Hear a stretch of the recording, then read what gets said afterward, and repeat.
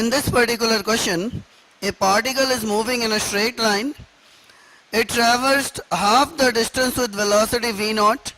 The remaining part of the distance was covered with velocity v1 for half the time and with velocity v2 for other half of the time.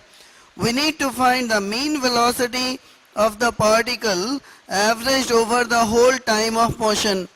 So, let us assume that the whole path is L and the total time taken is t. So, average velocity will be equal to total distance over total time. Now it is said that for half of the distance, that is L by 2, it travels with a speed v naught and the time taken, let it be t1.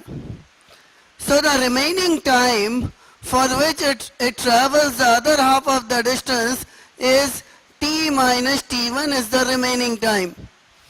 Over this time, it travels for half of the time with speed v1. So, for time t minus t1 by 2, it travels with speed v1, and for again t minus t1 by 2 time, it travels a distance with speed v2, and this particular distance is half of the total distance. So now here from we can write L by 2 is equal to t minus t1 by 2 into v1 plus t minus t1 by 2 into v2, or we have t minus t1 by 2 into v1 plus v2, and this is L by 2. Or here from we have t minus t1 is equal to L by v1 plus v2. Now here from we can have the average velocity over the whole time L by t, that is L by t1 plus t minus t1.